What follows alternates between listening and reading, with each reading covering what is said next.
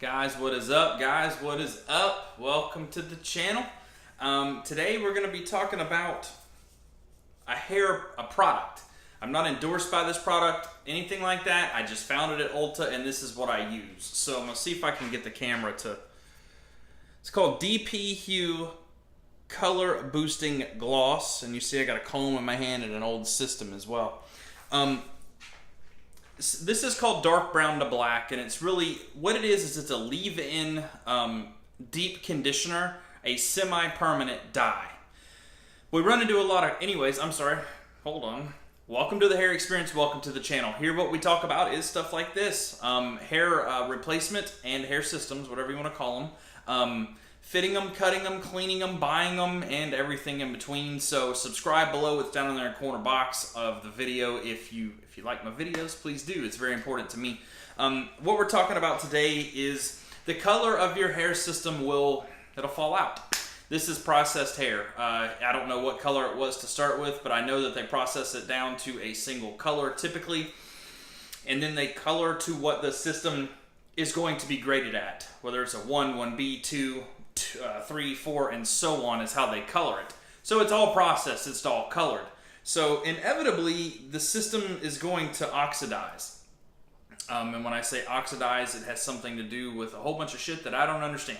I think it has a lot to do with the sun, the UV, a lot to do with just outside elements that are affecting the hair itself. Also washing it, conditioning it, and combing it, and things like that are going to really take that color out of it, and we're here to try to fix that. So you're going to get about 2 months into your system more than likely, and you're going to see that what it looks like is the roots are starting to change colors. I don't know why it goes there. That's just where it does for me. But the whole system's going to not bleach out, but it's going to appear to be losing its color as it gets aged. This is going to buy you a month and a half. So, and it's done about once a week. But I'll get to it a little more. I'm just trying to let you know the reasoning behind it happening so we can try to lengthen the time span of the system so we don't have to spend so much money.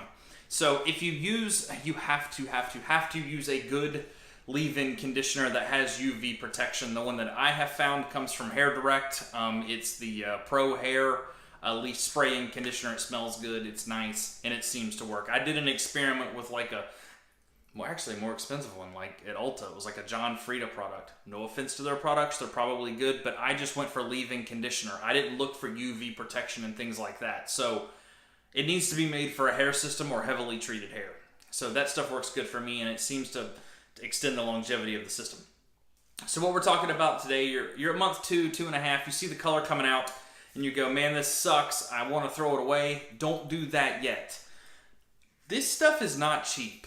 I want to say this stuff cost me like $20, $29 or something like that at Ulta. It's huge. It's 6.5 ounces. Like I said, I'm not sponsored by these people, so you don't necessarily have to buy this, but just get a quality product that's a good quality product. This stuff, I'm going to go to dyeing the system right after this too, so this is going to be a little bit probably of a lengthy video. This stuff is great. What you're going to do is it's not a wash-in product because you have to remember the mesh itself, this part, is going to be susceptible to dyes as well. So you're going to have to tread lightly when it comes to this stuff, and here's how to do it. You'll see that it wants to... Let me see if I can get this in the video. It wants to end up being like right down in there at the hairline is where you start to really see it really bad. And when the color goes away from there, it makes you be able to see the base. Is that even a way to say something? Be able to. That's right. Be able to see the base of the mesh, which is not cool. So you really need to keep that color all the way down to the follicle because it's just weird. So what I do is when my hair is wet, I'm out of the shower. Okay, you do not apply this stuff in the shower. Do not. This shit is nasty.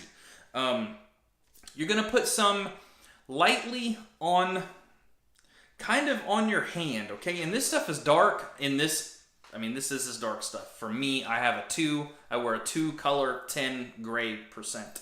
So mine is a 210. But this, what you're gonna do, what I usually do is I'll put some on my hand, squirt some on my hand, okay?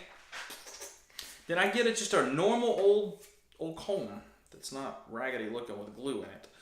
This is my glue removal comb as well, so that's probably why there's junk in it. But anyways, what you do is you're going to put some on the comb itself, okay? I'm going to sit the system down. What you're going to do is you're going to apply some onto the comb. Not a whole lot. I'm talking probably like the size of a dime. But you're not going to make it in a small circle like that. You're going to run a fine little bead across here, okay? Right there. What you're trying to do is control how much you're applying, where it's going, so you're not making a mess. If you hit the system, it will come out, but it's going to take days and it's going to look like crap. Squirt a little on there like you're doing ketchup on a French fry. And then you're going to start at the base.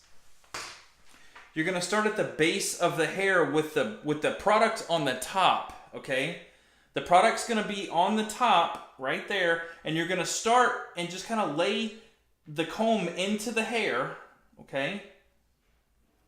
And you're going to kind of comb it through. And what it's going to do, if you can see there, I hope it's focused, is it's going to kind of leave some of that stuff behind as you comb through it, okay? So then you'll have a little bit more. You might have to move it back onto the little thing here, and then just keep doing it. As you're doing that, you're going to probably need to apply some more, but you're never going to use more than about $50.